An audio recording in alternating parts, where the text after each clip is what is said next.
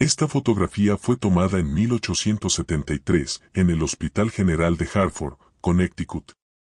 El niño que estás viendo es Samuel Grayson, solo tenía 11 años. Pero mira de cerca esta imagen. Mira la expresión en su rostro. La forma en que sus manos están colocadas sobre su pecho, la cicatriz que cruza su torso de una manera imposible. Samuel Grayson desafió todas las leyes de la medicina y de la muerte misma. Su caso sigue siendo uno de los misterios médicos más inquietantes e inexplicables jamás documentados. Esta fotografía que estás viendo, capturó algo que nunca debió haber sido posible. Un niño que murió, fue disecado, y de alguna manera regresó para contar exactamente lo que sucedió mientras estaba muerto. Lo que le ocurrió a Samuel Grayson no puede explicarse con la ciencia médica de su época. No puede explicarse con la medicina moderna. Y quizás nunca pueda entenderse realmente dentro de ningún marco científico que poseamos. Pero la historia que vas a escuchar hoy, está meticulosamente documentada, verificada por múltiples testigos médicos y registrada con inquietante detalle en los archivos del Hospital General de Hartford. Para entender por completo el caso de Samuel Grayson, necesitamos regresar al mundo de 1873. América estaba en plena era de reconstrucción, aún sanando las profundas heridas que dejó la guerra civil, que había terminado apenas 8 años antes. Hartford, Connecticut, era una ciudad próspera, conocida por sus industrias de seguros y manufactura, pero también por sus instituciones médicas progresistas a la vanguardia de la ciencia estadounidense. La medicina estaba viviendo una revolución silenciosa. La teoría de los gérmenes comenzaba a aceptarse. La anestesia con éter y cloroformo se estaba volviendo una práctica estándar. Y los hospitales dejaban poco a poco de ser lugares donde la gente iba a morir, para convertirse en instituciones donde la curación era posible. Pero aún había mucho que los doctores no comprendían sobre el cuerpo humano, especialmente sobre esa delgada y misteriosa línea entre la vida y la muerte. El Hospital General de Hartford, donde Samuel Grayson se convertiría en el centro de uno de los casos más extraordinarios de la historia médica, era considerado una de las instituciones más avanzadas de Nueva Inglaterra, bajo la dirección del Dr. Jonathan Pierce. El hospital había implementado rigurosos protocolos de higiene, basados en las teorías revolucionarias de Joseph Lister. Mantenía registros meticulosos de todos los procedimientos médicos, e incluso tenía uno de los primeros departamentos de patología dedicados exclusivamente al estudio anatómico de pacientes fallecidos. Fue en este entorno de creciente, pero aún limitada rigurosidad científica, restringida por la tecnología primitiva de la época, que Samuel Grayson entraría en la historia médica de una forma que nadie podría haber predicho ni imaginado. Samuel Grayson nació el 3 de abril de 1862 en una pequeña granja a las afueras de Hartford, hijo de Thomas y Elizabeth Grayson. Thomas era herrero, un hombre fuerte y trabajador, que había servido brevemente en el ejército de la Unión durante los últimos años de la Guerra Civil, antes de regresar con su familia. Elizabeth provenía de una familia de comerciantes locales y era conocida en la comunidad por su amabilidad y su excepcional habilidad con la costura y el bordado. La familia Grayson vivía modestamente, pero con comodidad, en una casa de madera de 2 pisos que Thomas había construido con sus propias manos. Samuel creció rodeado del sonido rítmico del martillo de su padre golpeando el yunque, del olor a metal caliente que salía de la fragua, y de las historias que su madre contaba sobre la historia de Connecticut y las familias que habían construido la región. Samuel tenía 2 hermanos menores, Margaret, de 7 años, y William, de solo 4. Según todos los testimonios, vecinos, maestros y parientes, Samuel era un hermano mayor ejemplar. Ayudaba a cuidar a sus hermanos con paciencia y cariño. Asistía a su padre en el taller siempre que podía. Y mostraba un interés genuino por aprender el oficio de herrero. En la escuela local, los maestros lo describían como un estudiante constantemente bueno, aunque no excepcional. Tenía una facilidad particular con la aritmética y mostraba interés en la historia de Estados Unidos, especialmente en las historias sobre la Revolución y los padres fundadores. Sus maestros lo describían como un niño tranquilo, respetuoso, quizá un poco tímido, pero con una sonrisa fácil y una disposición agradable. Elizabeth Grayson, en entrevistas posteriores con los investigadores médicos, siempre recalcaba que Samuel era su dulce y confiable hijo. Describía cómo se levantaba temprano para ayudar con las tareas del campo antes de la escuela, cómo nunca se quejaba de sus responsabilidades, y cómo tenía un talento natural para calmar animales nerviosos. Una habilidad que con frecuencia impresionaba a los visitantes del taller de su padre. Thomas Grayson tenía planes de pasarle eventualmente su negocio de herrería a Samuel. El niño mostraba una aptitud natural para el trabajo del metal y tenía manos fuertes y hábiles, a pesar de su corta edad. A los 11 años, Samuel ya podía realizar tareas básicas de herrería bajo supervisión, y Thomas comentaba con orgullo que su hijo mayor tenía el toque correcto para el oficio. No había absolutamente nada en Samuel, ni en su salud, comportamiento o desarrollo, que sugiriera los acontecimientos extraordinarios e imposibles que estaban por suceder. Era, por todas las apariencias y todos los testimonios disponibles, un niño completamente normal, sano y bien adaptado de una familia trabajadora de Nueva Inglaterra en la década de 1870.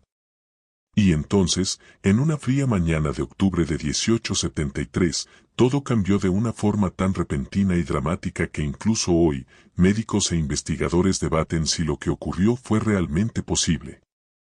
La mañana del 17 de octubre de 1873, un jueves que la familia Grayson jamás olvidaría, Samuel se despertó quejándose de un dolor abdominal intenso. Al principio, Elizabeth pensó que solo era indigestión.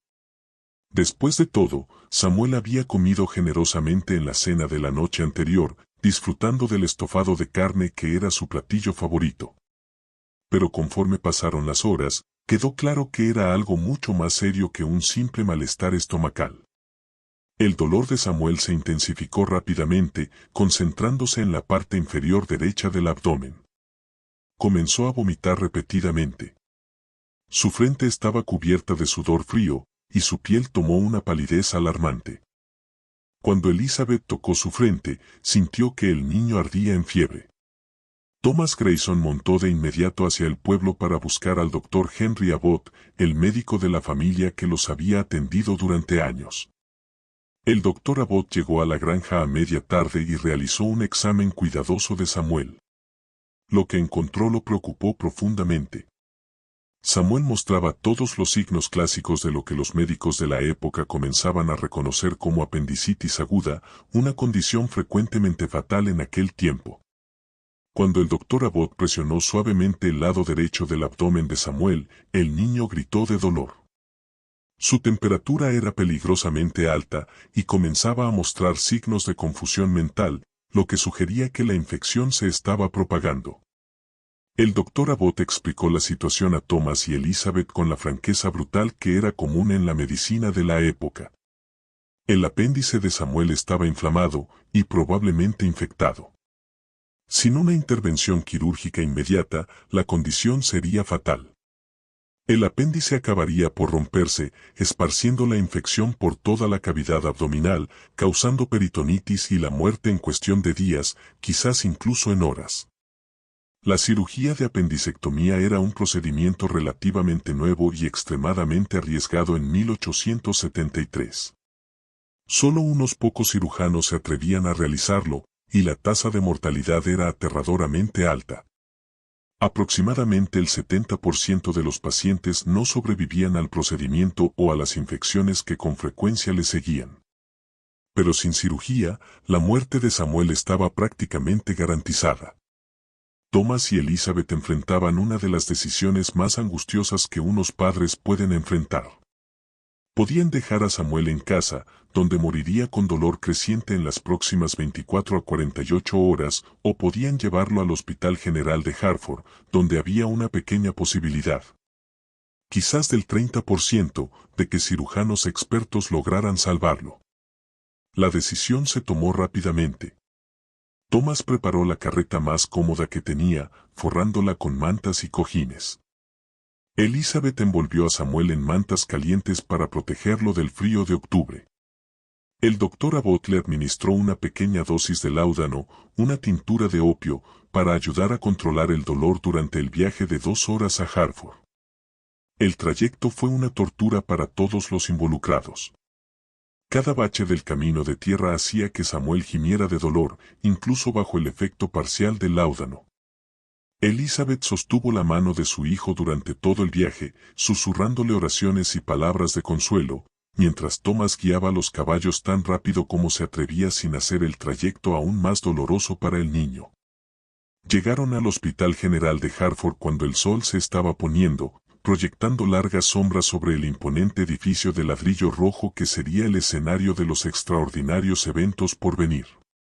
Samuel estaba semiconsciente cuando lo llevaron al interior.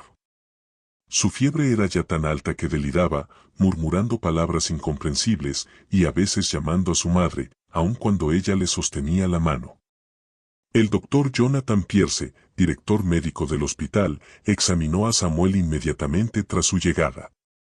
Pierce era un hombre de 46 años, graduado de la Facultad de Medicina de Harvard, que había estudiado técnicas quirúrgicas avanzadas en Londres y París. Tenía fama de ser profesionalmente frío, pero también de poseer una competencia excepcional. Si alguien en Connecticut podía salvar a Samuel Grayson, era él. Tras un examen breve pero exhaustivo, el doctor Pierce confirmó el diagnóstico del doctor Abbott. El apéndice de Samuel estaba claramente inflamado, y probablemente ya comenzando a romperse. No había tiempo que perder. La cirugía debía realizarse de inmediato, esa misma noche, o Samuel moriría con toda seguridad antes del amanecer. El doctor Pierce explicó los riesgos a Thomas y Elizabeth con la misma franqueza que había usado el doctor Abbott. La cirugía era extremadamente peligrosa. Samuel podía morir durante el procedimiento por un shock quirúrgico o por una reacción adversa al éter que se usaría como anestésico. Incluso si sobrevivía a la operación, había una posibilidad muy alta de una infección postoperatoria que podría matarlo en los días siguientes. Pero sin cirugía, su muerte era una certeza absoluta. Thomas y Elizabeth firmaron el consentimiento para el procedimiento quirúrgico con manos temblorosas. Luego fueron llevados a una sala de espera adyacente al quirófano, donde pasarían las siguientes horas en una agonía de incertidumbre, rezando por un milagro que salvara a su hijo mayor. Samuel fue llevado al quirófano del Hospital General de Hartford a las 7:45 de la noche, el 17 de octubre de 1873.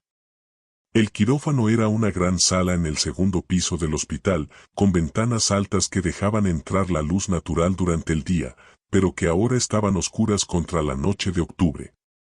La habitación estaba iluminada por varias lámparas de gas que proyectaban una luz amarillenta y temblorosa, creando sombras que danzaban en las paredes.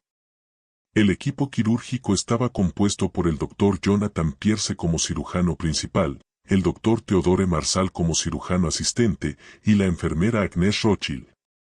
Una mujer experimentada de 50 años que había trabajado en hospitales de campaña durante la Guerra Civil y tenía manos firmes incluso en las situaciones más terribles. Samuel fue colocado sobre la sólida mesa de madera quirúrgica que dominaba el centro de la sala. El doctor Marshall comenzó el proceso de administrar la anestesia usando éter cuidadosamente goteado sobre un paño que cubría la nariz y la boca de Samuel. El niño, ya delirante por la fiebre, al principio se resistió, girando la cabeza e intentando apartar el paño que lo sofocaba. Pero poco a poco, a medida que el éter hacía efecto, sus movimientos se debilitaron, su respiración se hizo más profunda, y finalmente quedó completamente inmóvil. El doctor Pierce esperó hasta estar seguro de que Samuel estaba completamente inconsciente antes de realizar la primera incisión. Usando un bisturí afilado, cortó la piel y los músculos del lado inferior derecho del abdomen de Samuel. Trabajando con la precisión nacida de años de práctica, la sangre comenzó a fluir de inmediato, siendo cuidadosamente absorbida por los paños limpios que sostenía la enfermera Rothschild. Cuando el doctor Pierce profundizó la incisión y exploró la cavidad abdominal de Samuel, se dio cuenta de inmediato de que la situación era peor de lo que había anticipado. El apéndice no solo estaba inflamado, ya se había roto.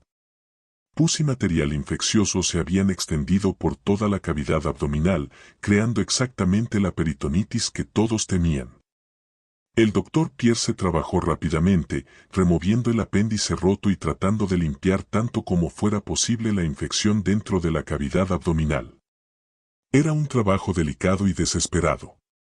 Sabía por experiencia que una vez establecida la peritonitis, las probabilidades de supervivencia eran mínimas, incluso con la mejor atención quirúrgica. La cirugía duró 45 minutos. Durante todo ese tiempo, el doctor Marshall vigiló cuidadosamente la respiración y el pulso de Samuel, alertando al doctor Pierce de cualquier cambio preocupante. La respiración del niño se mantuvo profunda y regular bajo el efecto del éter. Su pulso seguía fuerte y no había señales de que experimentara nada más allá de una profunda inconsciencia quirúrgica. Cuando el doctor Pierce finalmente concluyó el procedimiento, suturando con cuidado las capas de músculo y piel, se mostró moderadamente optimista. La cirugía había sido técnicamente exitosa. El apéndice roto había sido removido. La cavidad abdominal había sido limpiada tanto como era posible, y Samuel había tolerado bien el procedimiento. Pero el doctor Pierce sabía que las próximas 24 a 48 horas serían críticas. Si la infección ya establecida podía ser controlada por el cuerpo de Samuel, tendría una posibilidad de sobrevivir. De lo contrario, no había nada más que la medicina de 1873 pudiera hacer. Samuel fue trasladado a una cama en la sala de recuperación postquirúrgica, aún profundamente inconsciente por el éter. Su respiración era regular, su pulso fuerte, y su temperatura, aunque todavía elevada, parecía estabilizarse. El doctor Pierce informó a Thomas y Elizabeth que la cirugía había sido exitosa, pero que Samuel seguía en peligro crítico debido a la infección. Lo único que podían hacer ahora era esperar y rezar. Durante las siguientes 6 horas, Samuel permaneció en un estado de profunda inconsciencia. Las enfermeras revisaban sus signos vitales cada 15 minutos, controlando su temperatura, pulso y respiración. Elizabeth permaneció junto a la cama de su hijo toda la noche, sosteniendo su pequeña mano tibia, susurrando oraciones interminables.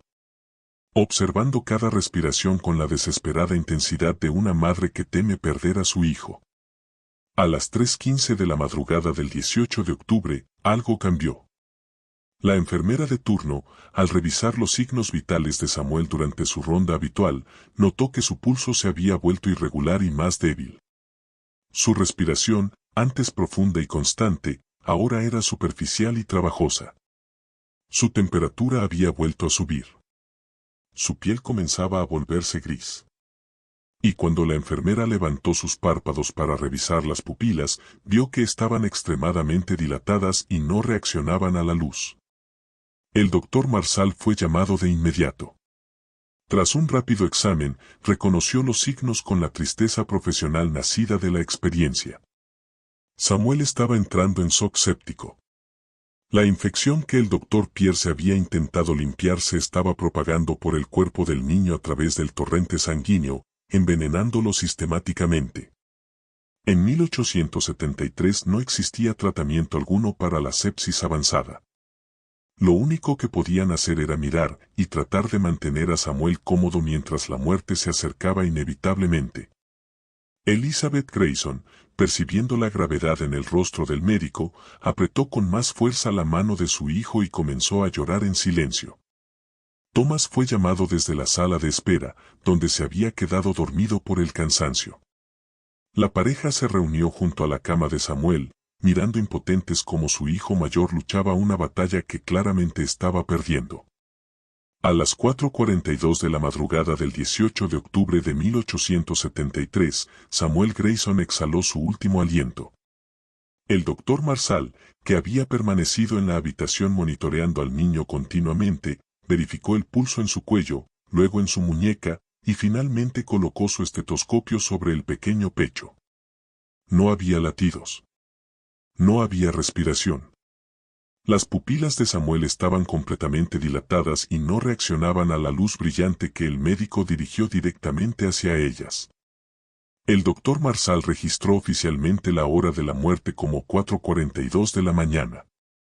Ofreció sus condolencias a los padres devastados, explicando que Samuel había luchado valientemente, pero que la infección estaba demasiado avanzada cuando llegó al hospital.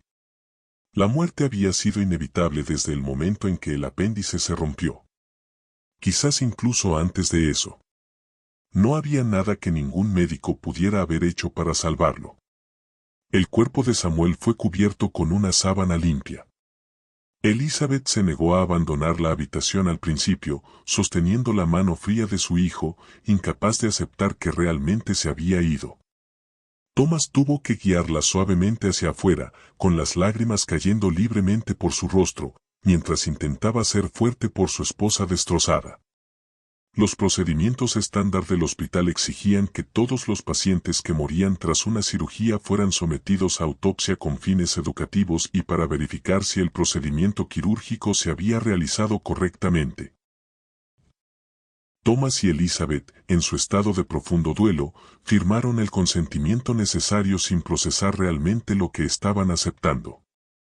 Solo querían que toda aquella terrible experiencia terminara, para poder llevar a su hijo a casa y enterrarlo como correspondía.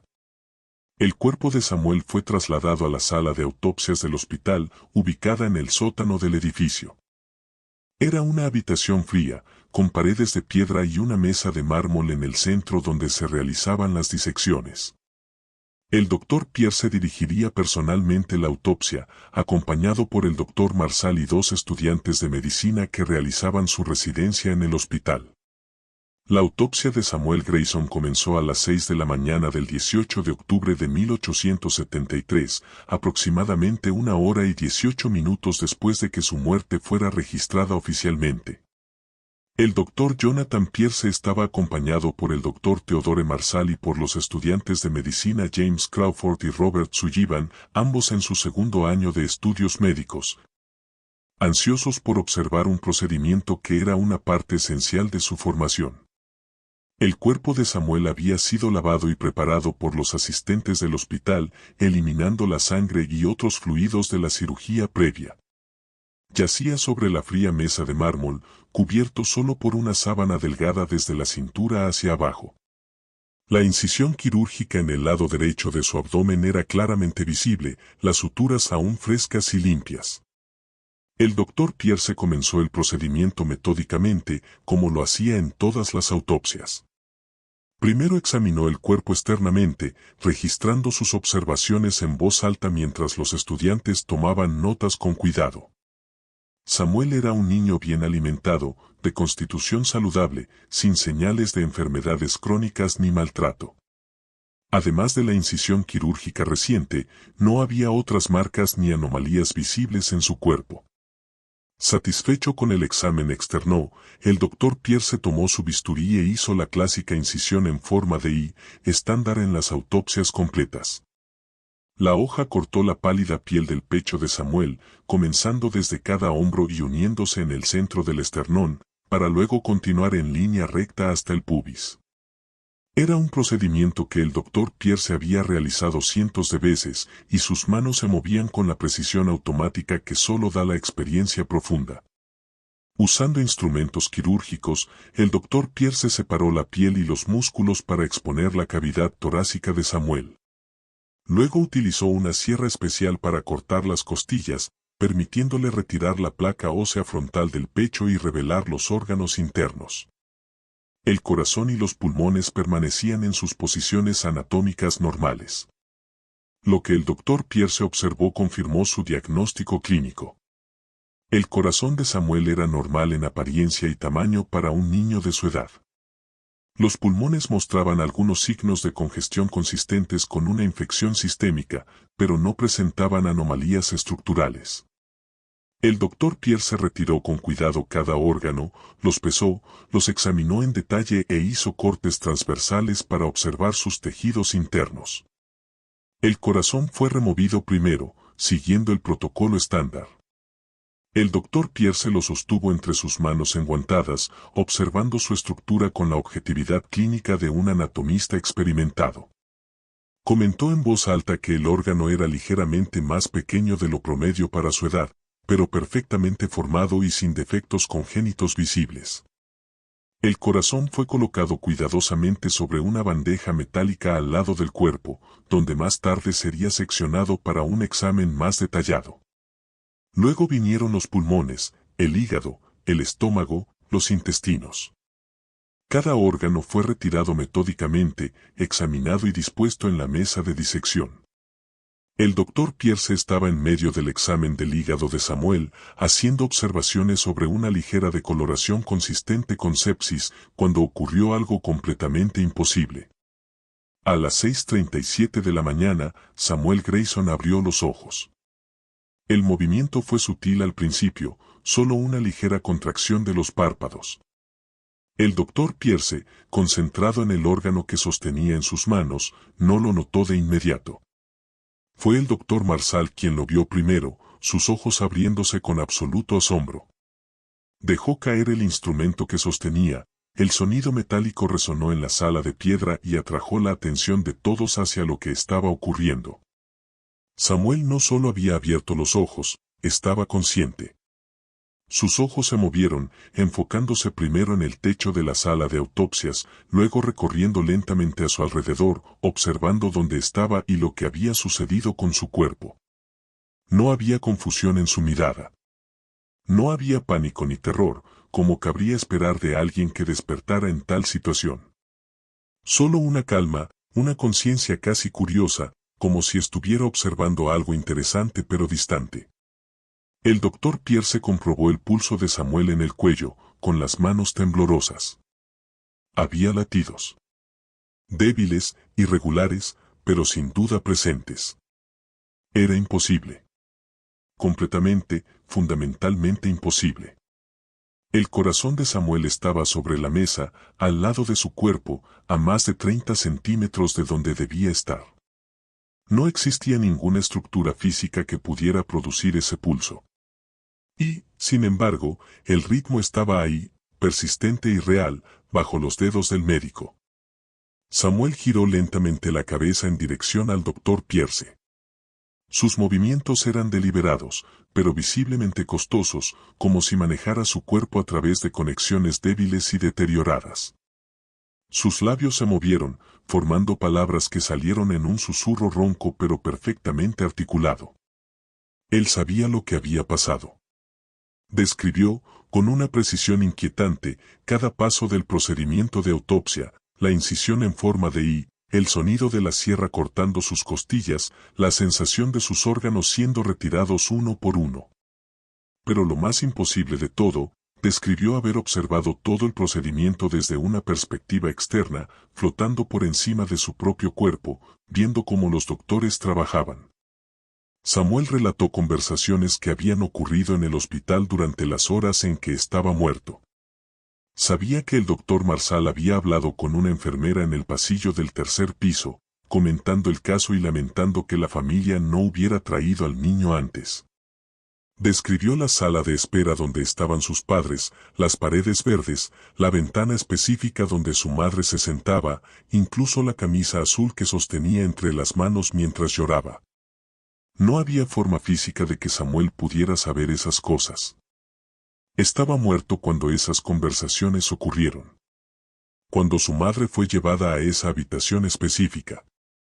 Su cuerpo estaba en el sótano del hospital, en la sala de autopsias, muy lejos de donde sucedieron esos eventos.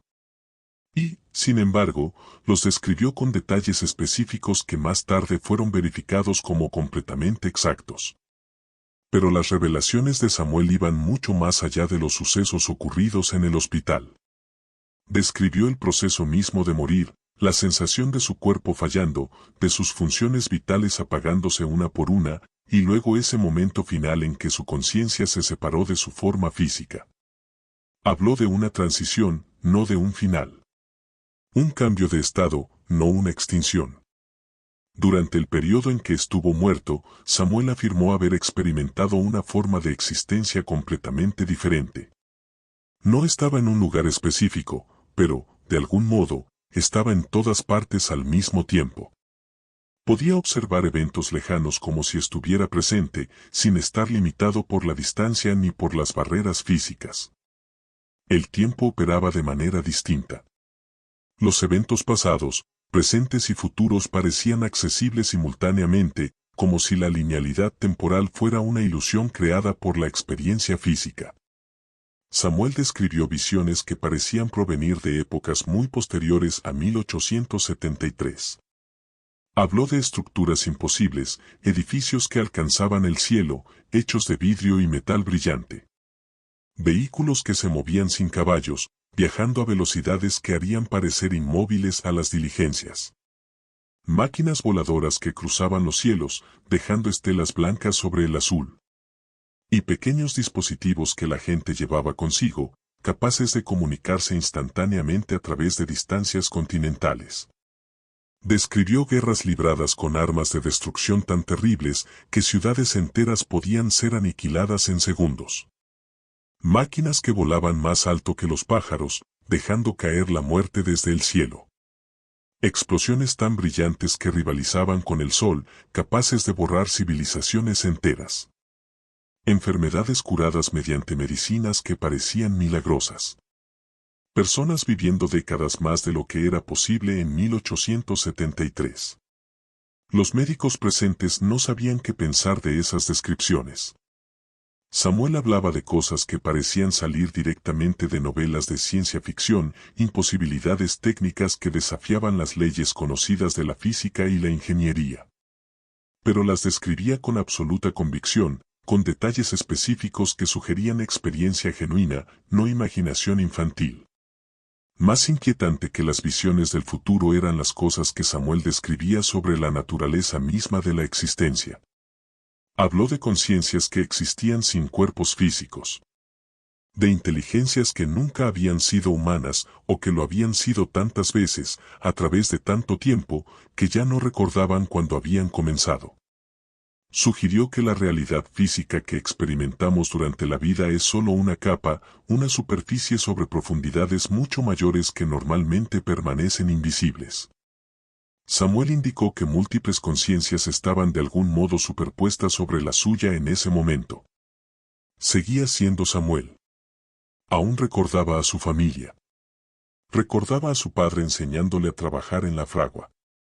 Recordaba a su madre preparando sus platillos favoritos. Pero había algo más presente también, algo antiguo y vasto, que había existido mucho antes de que Samuel naciera y que seguiría existiendo mucho después de que su pequeño cuerpo volviera al polvo. La cualidad de la voz de Samuel cambió mientras hablaba. A veces sonaba como el niño de 11 años que era. Otras veces, había una profundidad y madurez que sugerían algo mucho más viejo hablando a través de él.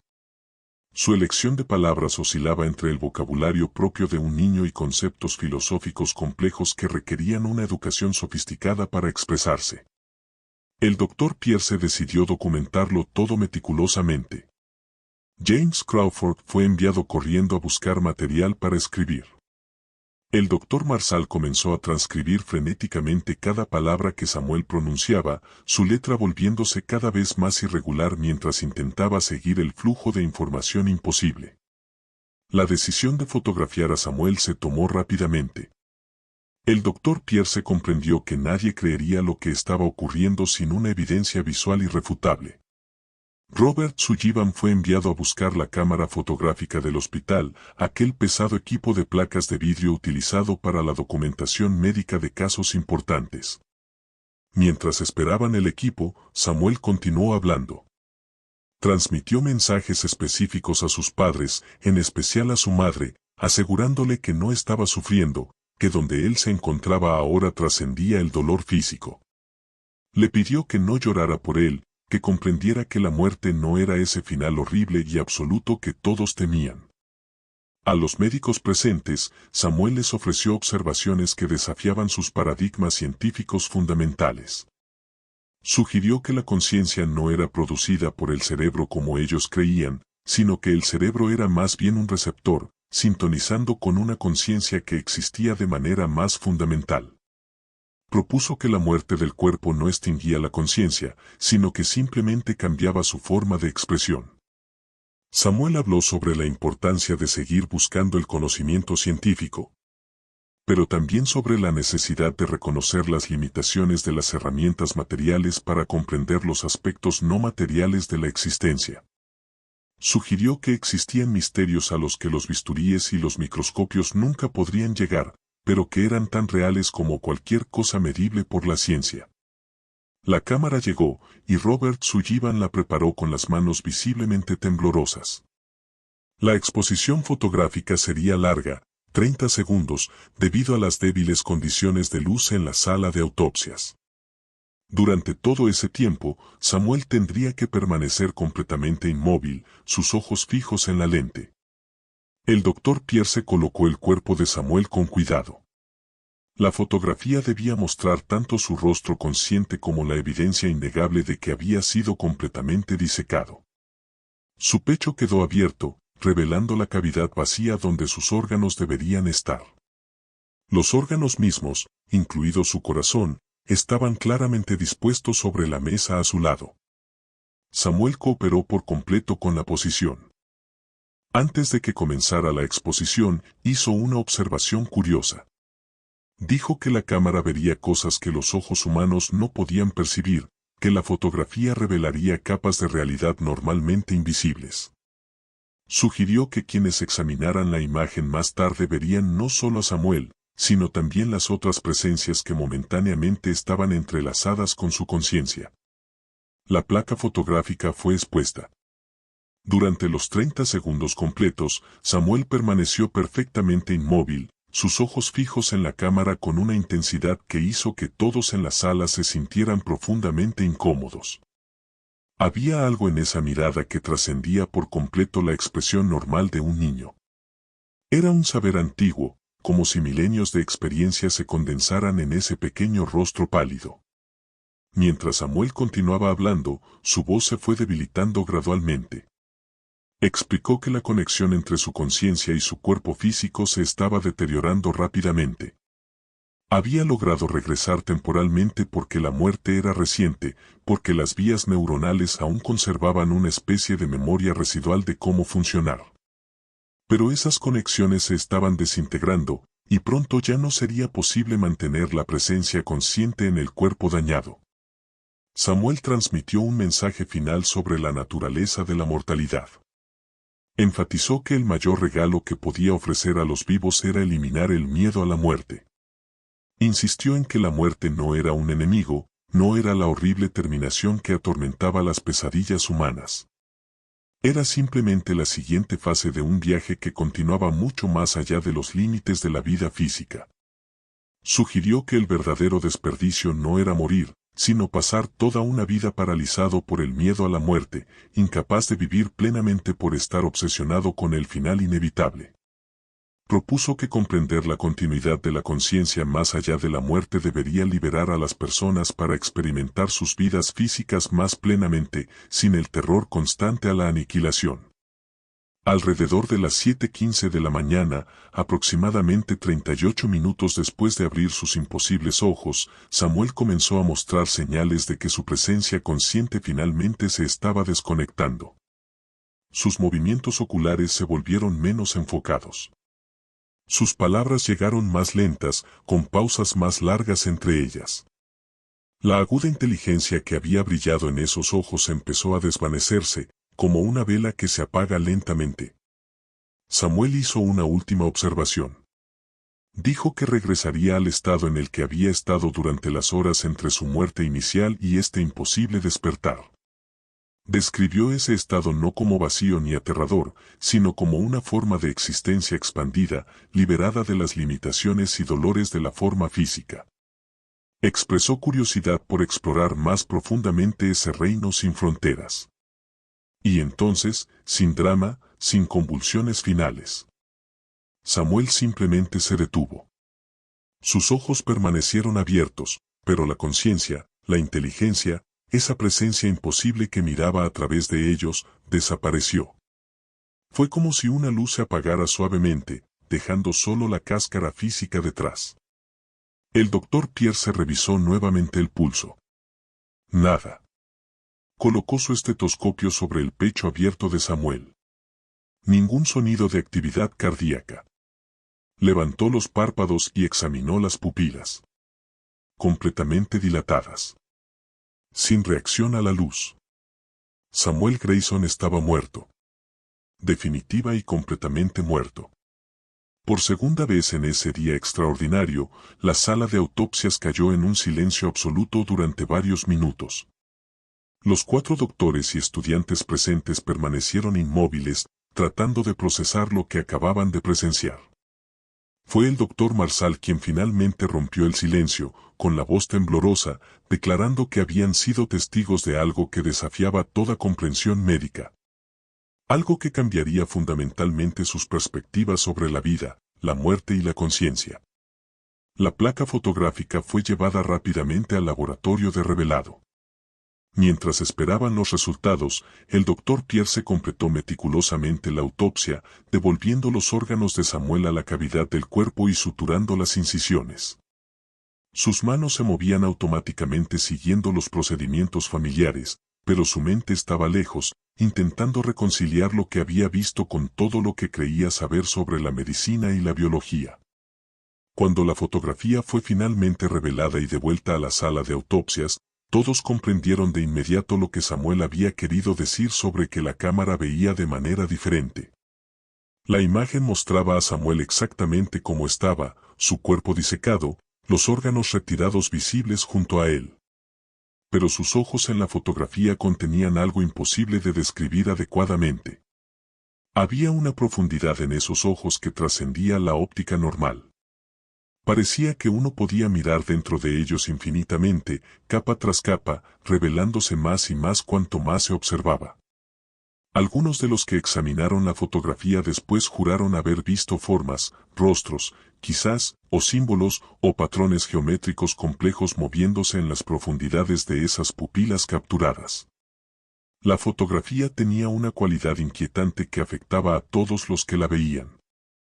Las personas reportaban sensaciones extrañas al mirarla, como si fueran ellas las observadas, como si la imagen no fuera solo un registro pasivo, sino algo que conservaba una cualidad activa de la conciencia que había habitado ese cuerpo momentáneamente. Thomas y Elizabeth Grayson fueron informados de los acontecimientos del día con cuidado. El doctor Pierce decidió compartir la información suficiente para darles algo de consuelo, en especial las últimas palabras de Samuel, asegurando que no estaba sufriendo. Pero omitió los detalles más perturbadores sobre la autopsia y el imposible despertar. Elizabeth recibió el mensaje de su hijo con lágrimas que eran a la vez de dolor y de una extraña forma de alivio. Si Samuel realmente había regresado solo para tranquilizarla, entonces tal vez la muerte no era el abismo aterrador que siempre había imaginado. Quizás realmente existía continuidad, como él había sugerido, más allá del velo que separa a los vivos de los muertos. El cuerpo de Samuel fue preparado para el funeral. Las amplias incisiones fueron cuidadosamente suturadas y fue vestido con su mejor traje. El ataúd se cerró rápidamente, evitando que los familiares examinaran demasiado de cerca las cicatrices que marcaban su pecho. El funeral tuvo lugar 3 días después, un servicio sencillo en la iglesia congregacional de la familia. Samuel fue enterrado en el cementerio de Cedar Hill, bajo un gran roble. Su lápida era simple, registraba solo su nombre, las fechas de nacimiento y muerte, y las tradicionales palabras de descanso eterno. No hubo mención alguna de las circunstancias extraordinarias que habían rodeado sus últimos momentos. Pero para quienes estuvieron presentes en esa sala de autopsias en octubre de 1873, la experiencia fue profunda y permanentemente transformadora. El doctor Pierce pasó los meses siguientes compilando un informe detallado y meticuloso documentando cada aspecto observable del caso. Incluyó transcripciones completas de las palabras de Samuel, observaciones médicas detalladas y la fotografía imposible. El informe fue presentado ante la Junta Médica de Connecticut en diciembre de 1873. Las reacciones variaron entre la fascinación científica y el escepticismo absoluto. Algunos médicos acusaron a Pierce de fraude o de delirio. Otros se mostraron intrigados, pero sin saber cómo interpretar la evidencia. La fotografía, sin embargo, era innegable. Mostraba claramente un cuerpo disecado con una conciencia imposible. Copias del informe y de la fotografía fueron enviadas a instituciones médicas en toda América y Europa. Las respuestas fueron unánimemente perturbadas. Los expertos en anatomía confirmaron que la fotografía mostraba genuinamente un cuerpo sometido a una autopsia completa. Los expertos en fotografía examinaron la placa original y no encontraron evidencia alguna de manipulación o engaño. El doctor Pierce continuó estudiando el caso durante el resto de su carrera. Guardó la fotografía original en su oficina, donde se convirtió en objeto de silenciosa peregrinación para médicos visitantes interesados en misterios médicos. Realizó extensas investigaciones tratando de encontrar casos similares en la literatura médica histórica, pero nunca encontró nada que se acercara a lo que había presenciado con Samuel. El doctor Theodore Marshall nunca olvidó aquella mañana. En sus memorias, publicadas en 1901, dedicó un capítulo entero al caso, describiéndolo como el acontecimiento más extraordinario que había presenciado en 5 décadas de práctica médica. Marshall enfatizó que no había duda alguna en su mente sobre la veracidad de lo sucedido. Samuel estaba indudablemente muerto, y, sin embargo, había hablado, demostrado conciencia y transmitido conocimientos imposibles. Los estudiantes de medicina presentes siguieron caminos diferentes. James Crawford se convirtió en cirujano, pero desarrolló un profundo interés por los casos médicos anómalos, dedicando parte de su carrera a catalogar y estudiar eventos que desafiaban la explicación convencional. Robert Sullivan abandonó la medicina por completo, convirtiéndose en filósofo y dedicando su vida académica al estudio de la naturaleza de la conciencia y su relación con el sustrato físico. La fotografía de Samuel se convirtió en uno de los documentos médicos más controvertidos y estudiados del siglo XIX. Los investigadores aplicaron todas las técnicas de análisis disponibles intentando determinar si había sido manipulada de alguna manera. Exámenes meticulosos de la placa fotográfica original no revelaron evidencia de falsificación ni alteración. Lo que el análisis reveló fue aún más inquietante. Bajo aumento, los ojos de Samuel en la fotografía contenían patrones complejos que parecían cambiar dependiendo del ángulo y la intensidad de la luz utilizada para examinarlos. Algunos investigadores reportaron haber visto formas que sugerían múltiples rostros superpuestos. Otros vieron símbolos geométricos que recordaban antiguas escrituras de culturas extintas. Las personas que pasaban mucho tiempo examinando la fotografía frecuentemente reportaban efectos psicológicos peculiares. Los dolores de cabeza eran comunes. Algunos experimentaban sueños vívidos en las noches siguientes, sueños en los que ellos mismos flotaban sobre sus cuerpos, observando sus vidas desde perspectivas externas y distantes. Otros describieron sensaciones inexplicables de ser observados por la imagen, incluso cuando estaba guardada y fuera de la vista. Elizabeth Grayson vivió hasta 1912, alcanzando casi los 70 años. En los años posteriores a la muerte de Samuel, compartía con frecuencia el mensaje que el doctor Pierce le había transmitido, las palabras finales de su hijo sobre no temer a la muerte. Amigos notaron que Elizabeth mostraba una aceptación inusual de la mortalidad, una paz que parecía provenir de un conocimiento más profundo que el consuelo religioso convencional. En sus últimos años, cuando su propia muerte se acercaba debido a una enfermedad cardíaca progresiva, Elizabeth confesó a su pastor que no temía lo que estaba por venir. Habló de las palabras de Samuel, de que la muerte era solo una puerta hacia otra forma de existencia. Expresó una genuina curiosidad por lo que encontraría al otro lado de esa puerta. Thomas Grayson nunca se recuperó por completo de la pérdida. Continuó trabajando hasta su muerte en 1889, pero los vecinos notaron un cambio profundo en su personalidad. Se volvió más callado, más contemplativo. Conservó la camisa azul de Samuel, la misma que Elizabeth había sostenido en la sala de espera, colgada en su habitación como recuerdo de su hijo perdido. Margaret y William Grayson crecieron escuchando historias sobre el hermano que habían conocido solo brevemente. Ambos vivieron vidas largas y relativamente normales, pero llevaban consigo la sensación de que su familia había sido tocada por algo extraordinario que trascendía la experiencia común. El Hospital General de Hartford mantuvo registros meticulosos del caso en sus archivos médicos. La sala de autopsias donde ocurrieron los eventos fue eventualmente renovada y modernizada, pero la historia de lo que sucedió allí permaneció como parte de la tradición oral de la institución.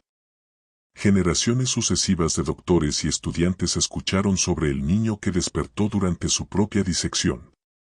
En 1923, 50 años después de la muerte de Samuel, el hospital organizó una pequeña ceremonia conmemorativa. El doctor Marshall, ya anciano pero aún lúcido, dio un breve discurso sobre el caso. Su voz tembló con emoción al recordar aquel día que había cambiado fundamentalmente su comprensión de la vida y la muerte. En las décadas siguientes, el caso de Samuel continuó atrayendo el interés de investigadores de campos cada vez más diversos. Los parapsicólogos lo estudiaron como posible evidencia de experiencias fuera del cuerpo. Los neurocientíficos debatieron si representaba algún tipo de actividad neural residual extremadamente rara. Los filósofos lo utilizaron en argumentos sobre la relación entre la conciencia y el sustrato físico. En 1968, el Dr. Raymond Moody descubrió los registros detallados del caso mientras investigaba para su libro sobre experiencias cercanas a la muerte. Moody quedó impresionado por las similitudes entre lo que Samuel había descrito y los relatos de miles de personas que habían experimentado muerte clínica temporal y habían sido resucitadas mediante técnicas médicas modernas.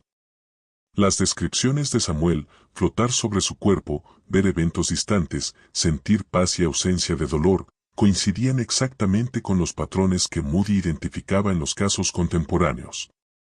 La diferencia era que Samuel había ido mucho más allá de una experiencia cercana a la muerte. Había sido disecado, y, aún así, había regresado. Moody dedicó un capítulo de su libro al caso, describiéndolo como uno de los ejemplos históricos mejor documentados de conciencia persistiendo más allá de la muerte física. Argumentó que el testimonio de múltiples testigos médicos respetados, combinado con la evidencia fotográfica, hacía imposible descartar el caso como fraude o imaginación. Los investigadores modernos aplicaron tecnologías avanzadas de análisis de imágenes a la fotografía de Samuel. El procesamiento digital reveló capas de complejidad que no habían sido visibles con los métodos del siglo XIX.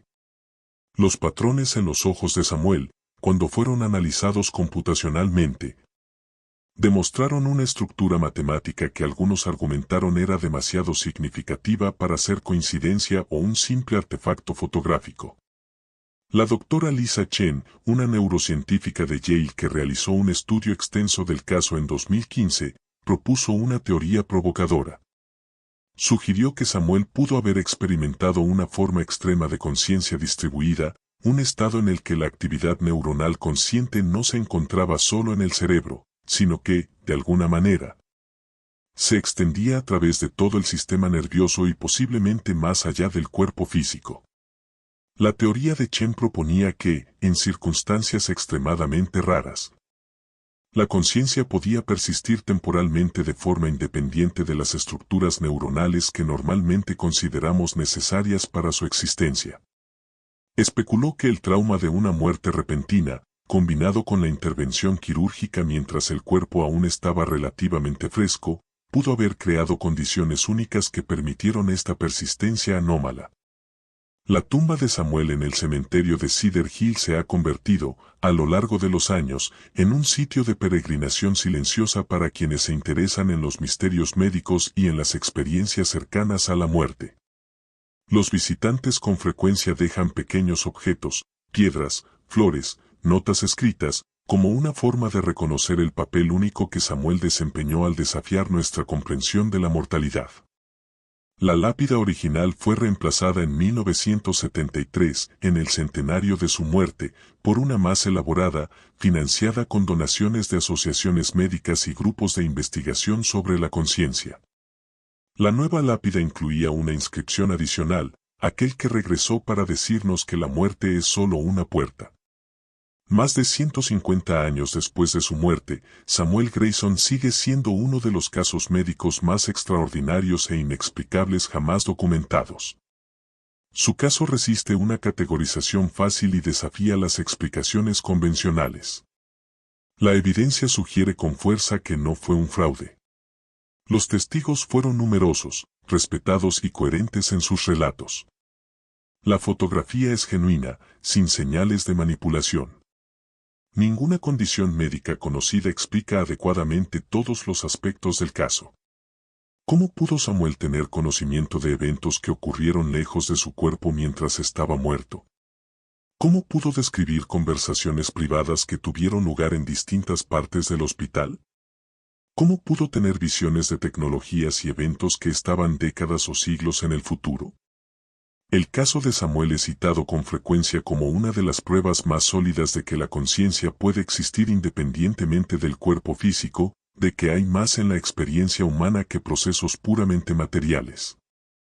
Pero sigue siendo profundamente controvertido, desafiando tanto a los materialistas, que insisten en que la conciencia es solo un producto de la actividad cerebral, como a los creyentes religiosos, cuyas doctrinas sobre la vida después de la muerte no acomodan fácilmente los regresos temporales. Lo que hace que el caso sea particularmente convincente no es solo su naturaleza extraordinaria, sino la calidad excepcional de su documentación. El Dr. Pierce y su equipo crearon un registro meticuloso que permite a los investigadores modernos examinar el caso con herramientas analíticas que no existían en el siglo XIX. Las transcripciones, las observaciones médicas y especialmente la fotografía proporcionan evidencia tangible que continúa resistiendo el escrutinio escéptico. Cuando miramos hoy la fotografía de Samuel, ese niño de 11 años tendido en una mesa de autopsias, con el pecho abierto, los órganos visibles junto a su cuerpo, pero con los ojos abiertos y alertas, llenos de esa inteligencia imposible, nos enfrentamos a preguntas fundamentales sobre la naturaleza de la vida, la muerte y la conciencia. La imagen desafía nuestra necesidad humana de categorizar la experiencia en binarios simples, vivo o muerto, consciente o inconsciente, físico o espiritual. Samuel existe en esa fotografía en un estado que parece trascender todas esas categorías, ocupando simultáneamente múltiples realidades que nuestra comprensión convencional insiste en que deberían ser mutuamente excluyentes. Samuel nos dejó un mensaje que trasciende los detalles de su caso individual. Sus observaciones sobre no temer a la muerte, sobre que la muerte es simplemente una transición y no un final, resuenan a través de las décadas y continúan ofreciendo consuelo a quienes enfrentan su propia mortalidad o lloran la pérdida de sus seres queridos. La historia de Samuel sugiere que nuestra ansiedad cultural ante la muerte podría basarse en malentendidos fundamentales sobre su verdadera naturaleza. Si la conciencia realmente persiste más allá de la disolución física, si existe continuidad en lugar de aniquilación, esto no es una afirmación que la ciencia pueda hacer de manera puede estar en gran parte pero sí una posibilidad que casos como el de Samuel nos invitan a considerar seriamente. El impacto del caso en las vidas personales de quienes lo presenciaron fue profundo y duradero. El Dr. Pierce escribió en sus diarios privados, descubiertos después de su muerte, que aquella mañana de octubre había cambiado fundamentalmente su perspectiva sobre la medicina. Comenzó a ver a sus pacientes no solo como máquinas biológicas que debían repararse, sino como conciencias que habitaban temporalmente formas físicas. Este cambio de perspectiva, según todos los relatos, lo convirtió en un médico más compasivo y efectivo. El Dr. Marsal informó en correspondencia privada que el caso lo había liberado del miedo a la muerte que lo había atormentado desde la infancia. Presenciar el regreso de Samuel desde esa frontera final, trayendo mensajes de continuidad y paz, eliminó el terror existencial que antes dominaba sus pensamientos nocturnos. Describió sentirse liberado, capaz de vivir más plenamente sin la sombra constante de la aniquilación colgando sobre cada experiencia. Los estudiantes de medicina fueron transformados de maneras diferentes, pero igualmente profundas. Crawford desarrolló la reputación de nunca descartar los síntomas o experiencias de los pacientes como meramente psicológicos o imaginarios. Mantuvo una mente abierta a posibilidades que trascendían las explicaciones médicas convencionales, una actitud que ocasionalmente lo puso en conflicto con colegas más ortodoxos, pero que también lo llevó a realizar varios descubrimientos clínicos importantes. Sullivan, quien abandonó la medicina por completo, pasó décadas enseñando filosofía en pequeñas universidades de Nueva Inglaterra. Sus cursos sobre la naturaleza de la conciencia eran legendarios por su profundidad y por la manera en que desafiaban a los estudiantes a cuestionar los supuestos fundamentales sobre la realidad. Nunca habló públicamente del caso de Samuel en detalle, pero quienes lo conocían sabían que aquella mañana en el hospital de Hartford había definido todo el curso de su vida intelectual. La fotografía de Samuel viajó ampliamente por los círculos médicos y científicos durante las décadas posteriores a su muerte. Se hicieron copias y se distribuyeron, apareciendo en conferencias médicas, en publicaciones académicas y, eventualmente, en museos médicos dedicados a casos históricos extraordinarios. Cada generación de doctores e investigadores la redescubría, aplicando nuevas teorías y tecnologías en un intento por comprender qué era exactamente lo que esa imagen había capturado. En 1934, los investigadores del Instituto de Parapsicología de la Universidad de Duke obtuvieron permiso para examinar la placa fotográfica original utilizando equipos especializados desarrollados para detectar anomalías en las llamadas fotografías de espíritus. Su informe fue cuidadosamente neutral, pero intrigante. No encontraron evidencia de engaño convencional, pero detectaron lo que describieron como patrones de energía anómalos, concentrados especialmente en la región de los ojos de Samuel. Durante la Segunda Guerra Mundial, cuando se desarrollaban técnicas fotográficas avanzadas para el reconocimiento aéreo y el análisis de inteligencia, un grupo de oficiales técnicos de la Fuerza Aérea de Estados Unidos, interesados en los fenómenos paranormales, solicitó acceso a la fotografía de Samuel. Usando filtros especializados y técnicas de procesamiento de imagen que estaban a la vanguardia de la época, produjeron una serie de imágenes derivadas que supuestamente revelaban estructuras superpuestas en la fotografía original. Estas imágenes derivadas, aunque técnicamente impresionantes, siguieron siendo controversiales. Los escépticos argumentaron que las técnicas de procesamiento simplemente creaban artefactos, revelando patrones aleatorios que la mente humana interpretaba como significativos. Los creyentes, en cambio, afirmaban que las técnicas realmente estaban revelando capas de realidad capturadas por la cámara original, pero invisibles sin ese procesamiento especializado. En la década de 1970, cuando el procesamiento digital de imágenes estaba en su infancia, investigadores del MIT digitalizaron la fotografía de Samuel utilizando uno de los primeros escáneres de alta resolución.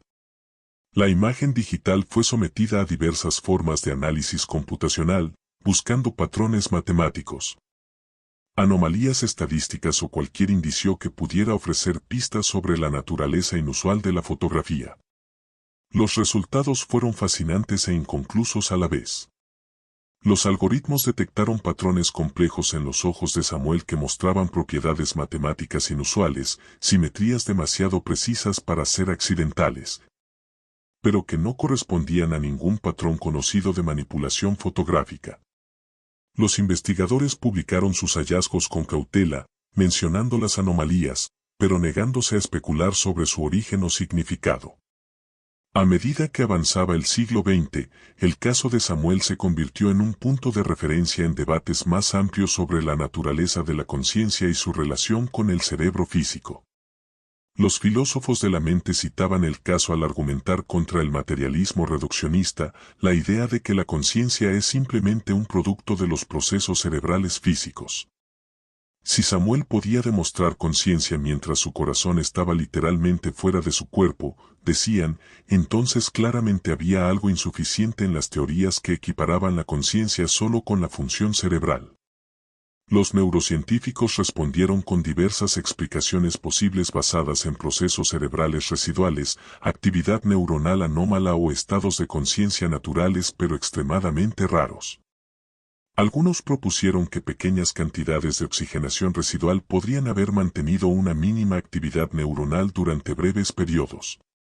Otros sugirieron que el cerebro de Samuel podría haber entrado en un estado metabólico extremadamente bajo que permitió que una conciencia limitada persistiera más allá de los parámetros normales de la muerte.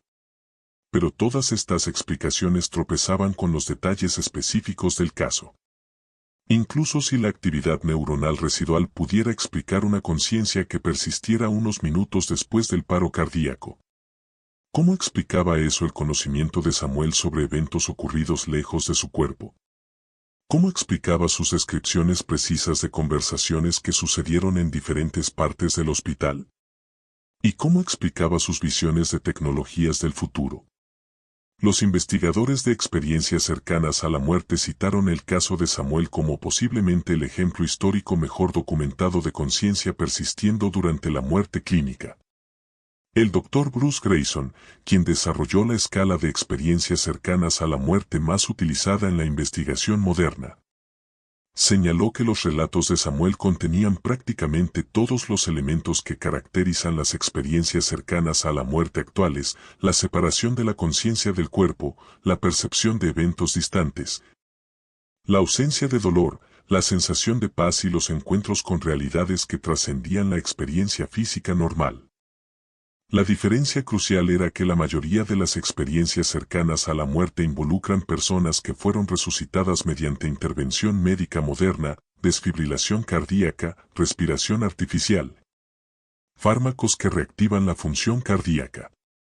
Samuel no recibió ninguna de estas intervenciones. Simplemente regresó, espontánea e inexplicablemente, de un estado de muerte que incluía la disección completa de su cuerpo físico. Con los años, algunos investigadores intentaron encontrar casos similares en la literatura médica histórica. Buscaron registros de otras personas que hubieran despertado durante autopsias o que hubieran demostrado conciencia después de una muerte clínica verificada sin intervención médica de resucitación. Se identificaron algunos casos superficialmente parecidos, pero ninguno tenía la rigurosa documentación, los múltiples testigos ni, especialmente, la evidencia fotográfica que hacían único el caso de Samuel. Existían informes de personas declaradas muertas que despertaron poco antes del entierro. Pero estos casos generalmente podían explicarse como diagnósticos prematuros de muerte en una época anterior a los criterios médicos rigurosos. También había informes de conciencia durante estados profundos de coma, pero estos no implicaban disección física del cuerpo. El caso de Samuel permaneció aislado, único en su combinación de circunstancias imposibles. La familia Greyson se mantuvo relativamente reservada respecto al caso a lo largo de las generaciones. Los descendientes de Margaret y William ocasionalmente concedían entrevistas a investigadores serios, pero evitaban la atención pública. Conservaban la fotografía de Samuel y los documentos relacionados como reliquias familiares preciosas, reconociendo que su antepasado había sido parte de algo extraordinario que trascendía la historia familiar común. En 2003, durante las renovaciones del antiguo Hospital General de Hartford, los trabajadores descubrieron una colección de antiguos registros médicos que habían estado almacenados en un sótano olvidado. Entre esos documentos se encontraba el cuaderno de observaciones original del Dr. Pierce del caso de Samuel, incluyendo bocetos anatómicos detallados y transcripciones manuscritas de las palabras del niño. Estos documentos fueron donados a los archivos médicos históricos de Connecticut, donde fueron cuidadosamente preservados y digitalizados para los investigadores. El redescubrimiento de esos registros originales generó una nueva ola de interés en el caso. Los investigadores que antes solo conocían la historia a través de fuentes secundarias ahora podían examinar documentación primaria de testigos directos.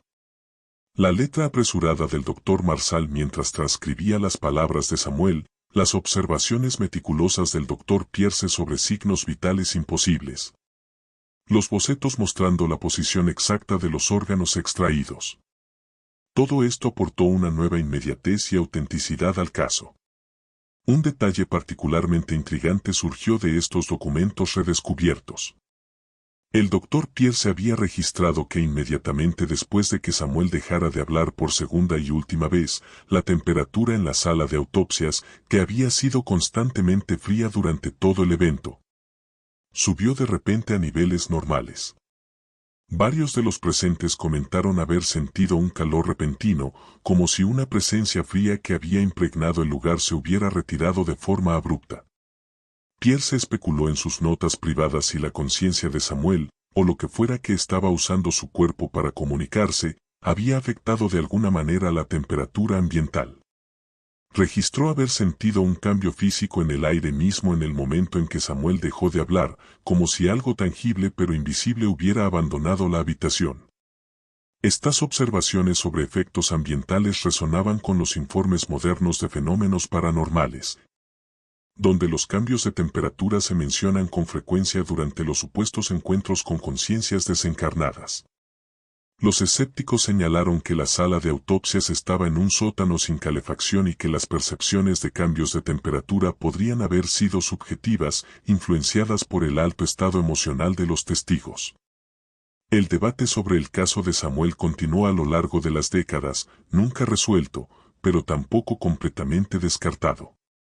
Permaneció en lo que un investigador describió como un limbo académico, demasiado bien documentado para ser ignorado, pero demasiado extraordinario para ser incorporado fácilmente en los paradigmas científicos convencionales. Las universidades ocasionalmente incluían el caso en cursos de historia médica, filosofía de la mente o fenómenos anómalos. Los profesores lo utilizaban como ejercicio de pensamiento crítico, desafiando a los estudiantes a evaluar la evidencia, considerar explicaciones alternativas y reflexionar sobre los límites del conocimiento científico.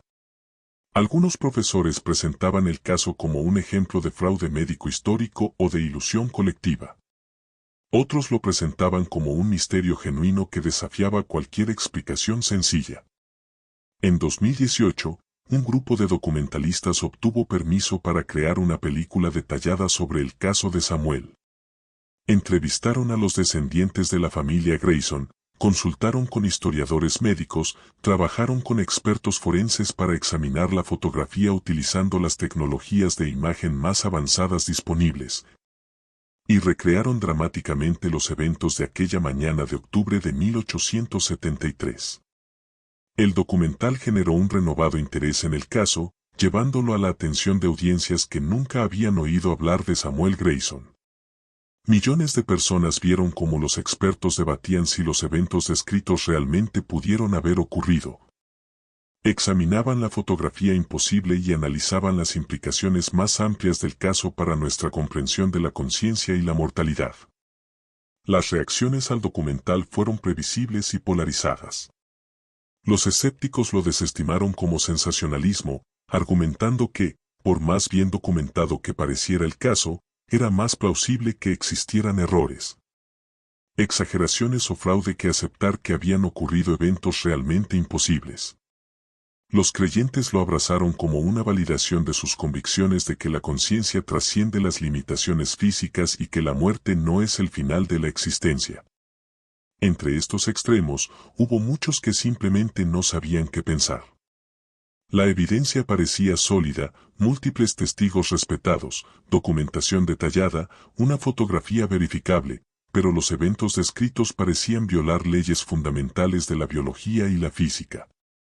¿Cómo reconciliar una evidencia aparentemente confiable con una imposibilidad aparente?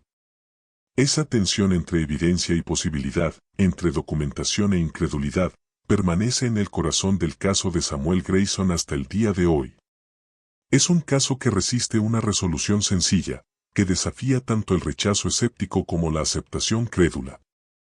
Existe en ese espacio incómodo entre el conocimiento y el misterio, provocando preguntas más profundas que las respuestas que ofrece. La fotografía de Samuel continúa siendo preservada en archivos con control climático, protegida de la deterioración, pero disponible para los investigadores serios que la soliciten de manera adecuada. Quienes la examinan personalmente con frecuencia reportan una experiencia que trasciende la mera observación académica. Hay algo en la imagen, en esos ojos, que parecen contener profundidades imposibles, algo que afecta a los observadores a un nivel visceral.